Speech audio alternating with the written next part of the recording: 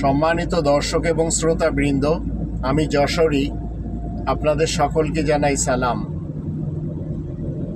Saudi আরবের দুইজন নামের মোহাম্মদ, যাদের ভিতরে কোরআনের মোহাম্মদুর রসুলুল্লাহ ওয়া খাতামান নাবিয়িনের কোনো চরিত্র নেই।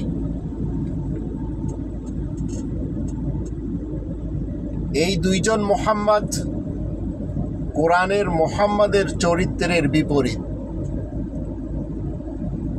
সৌদি আরবের এই দুইজন মোহাম্মদ, এ দুটি নাম, আর কোরআনের মোহাম্মদ একটি উপাধি। কোরআনের মোহাম্মদ এটি কোনো নাম নয়, কিন্তু সৌদি আরবের দুইজন মোহাম্মদ এ দুটি নাম, এবং সেই দুইজনের মাঝে আবার লড়াই রয়েছে। সেই লড়াই হলো কোরআনের মোহাম্মদুর রসুলুল্লাহ নিয়ে আল্লাহ বলছেন 33 নম্বর সূরা আল আহজাবের 40 নম্বর আয়াতে, মা কানা মুহাম্মাদুন আবা আহাদিম মির রিজালিকুম ওয়ালাকিন রাসূলুল্লাহি ওয়া খাতামান নাবিয়িন ওয়া কানা আল্লাহু বিকুল্লি শাইইন আলিমা। আয়াত প্রচারের কারণে প্রশংসিত উপাধির ধারক মুহাম্মদ তোমাদের মধ্যকার কোনো পুরুষের বাবা দাদা নানা পরনানা নয়, কিন্তু মুহাম্মদ আল্লাহ তাআলার রসুল, আল্লাহ তাআলার মেসেঞ্জার, আল্লাহ তাআলার বার্তাবাহক রসুল, ওয়া খাতামান নাবিয়িন, এবং সকল নবীদের সিল মোহর। আর আল্লাহ প্রত্যেকটি জিনিসের সাথে খবর রাখেন,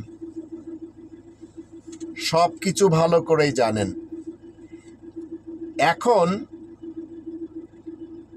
এই চরিত্রের উপরে সৌদি আরবের এই দুইজন মোহাম্মদ কখনো উপনীত ছিল না এবং আজও নেই।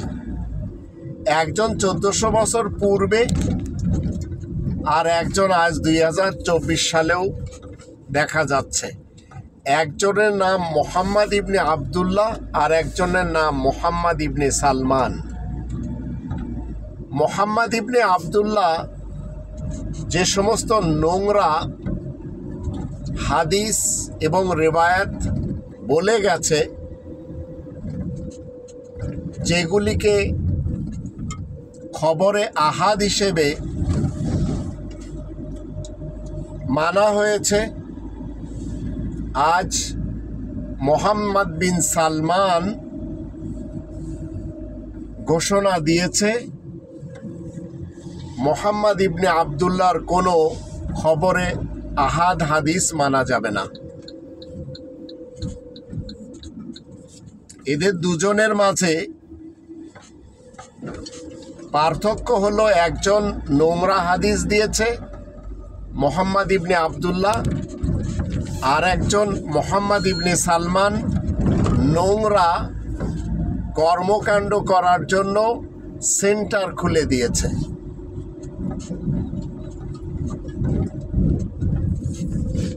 তবে মোহাম্মদ ইবনে আবদুল্লাহর নোংরা হাদিসগুলি মোহাম্মদ বিন সালমান একেবারেই মানে না, কারণ তার হাদিস যদি মানা হয় তাহলে সৌদি আরবকে মোহাম্মদ বিন সালমান তার মতো করে সাজাতে পারবে না। তবে মোহাম্মদ বিন সালমান যে চরিত্রের উপরে সৌদি আরবকে ঢালিয়ে নিচ্ছে, সাজাচ্ছে, সেটি মোহাম্মদ ইবনে আবদুল্লাহর চরিত্র। আর মোহাম্মদ ইবনে আবদুল্লাহর চরিত্র কি? বিয়ে ছাড়া গার্লফ্রেন্ড রাখা, মারিয়া এবং রায়হানা দুইজন গার্লফ্রেন্ড তার ছিল। এর উপরে মোহাম্মদ বিন সালমান সৌদি আরবকে সাজাচ্ছে, এখানে যার ইচ্ছা সে মেয়ে নিয়ে যে কোনো হোটেলে যেতে পারবে। অলরেডি সিনেমা হল তৈরি করেই দিয়েছে, পানশালা তৈরি করে দিয়েছে, ডিস্কো তৈরি করে দিয়েছে, হালাল মদের সেন্টার তৈরি করে দিয়েছে। তো মোহাম্মদ ইবনে আবদুল্লাহ দুটি গার্লফ্রেন্ড রেখেছিল, সেটি মোহাম্মদ ইবনে সালমান হালালভাবে বৈধভাবে সবাই যেন হোটেলে নিয়ে যেতে পারে সেজন্য সৌদি আরবকে সাজাচ্ছে। খবরে আহাদ হাদিসের ভিতরে রয়েছে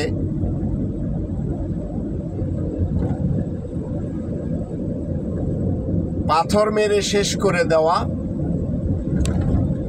যদি কেউ কুকর্ম করে, বিশেষ করে শাদীশুদা কেউ যদি কুকর্ম করে ধরা খায় তাহলে তাকে পাথর মারতে হবে। এই খবরে আহাদ হাদিস মোহাম্মদ বিন সালমান নোংরা মনে করে সে এখন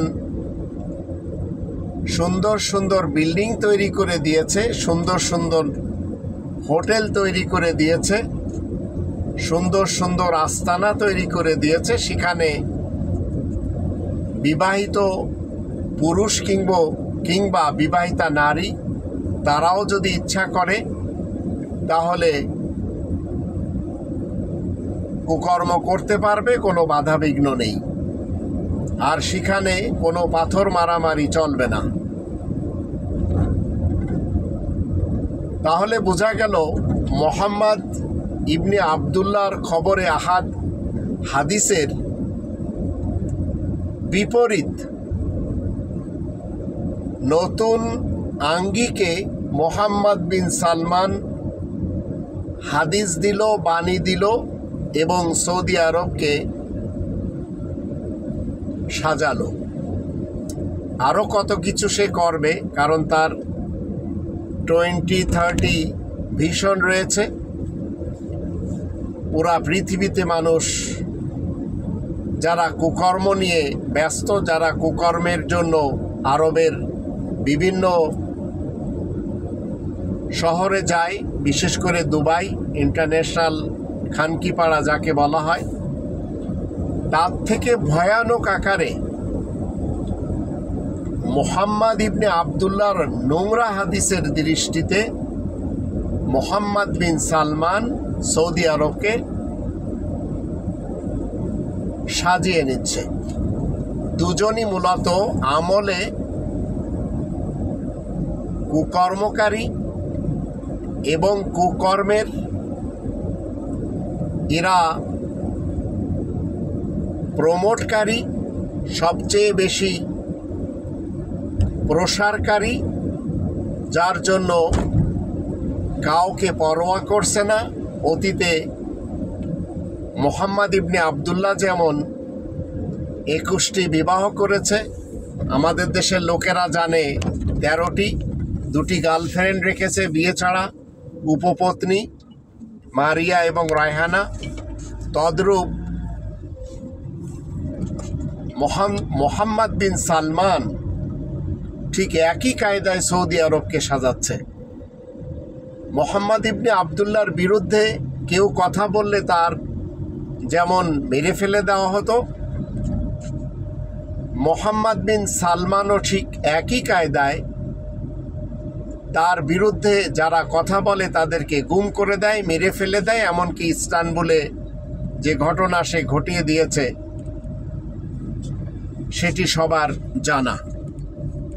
তো নোংরা চরিত্রকে প্রতিষ্ঠিত করার জন্য যারা অতীতের মোহাম্মদ ইবনে আবদুল্লাহর বিরুদ্ধে কথা বলেছিল তাদের বিরুদ্ধে যুদ্ধ করতেও দ্বিধা করেনি। তার কাছে তীর ধনুকধারী সৈন্য সামন্ত ছিল, আর মোহাম্মদ বিন সালমানের কাছে অস্ত্রে সজ্জিত বাহিনী রয়েছে, কেউ যদি তার বিরোধিতা করে তাহলে তার আর রক্ষা নেই। তো মূলত দুইজন মোহাম্মদ চরিত্রে এদের ভয়ানক দাগ, প্রত্যেকটি সেক্টর এদের খারাপ, এবং এরা দুইজনই সৌদি আরবে নোংরামি, প্রচার প্রসার এবং আমল করার ব্যাপারে এক জায়গায় এদের মিল রয়েছে। তাই আসুন আমরা এই নামের মোহাম্মদ, যাদের কাম ইবলিস এবং শয়তানের, এদেরকে একপাশে রেখে কোরআনের মুহাম্মাদুর রসুলুল্লাহকে মেনে চলি।